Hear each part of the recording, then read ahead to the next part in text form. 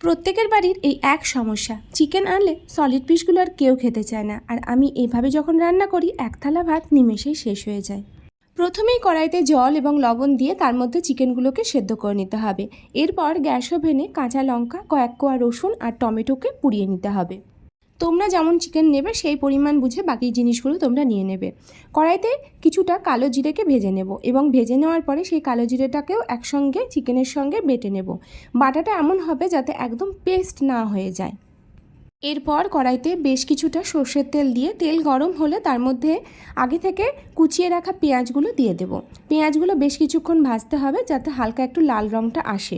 এরপর একে একে কাশ্মীরি লঙ্কার গুঁড়ো, হলুদ গুঁড়ো দিয়ে বেটে রাখা যে চিকেনটা ছিল সেটা দিয়ে দেব। এরপর বেশ কিছুক্ষণ এটাকে ভাজার পরে, নাড়াচাড়া করার পরে কড়াইতে একে একে চিনি, পরিমাণ মতো নুন দিয়ে দেব। তোমরা যদি ঝাল বেশি খাও তাহলে সেক্ষেত্রে এখানে কিন্তু টুকরো কাঁচা লঙ্কা ব্যবহার করতে পারো। যেহেতু আমি ঝালটা কম খাই তাই আমি আর ব্যবহার করিনি।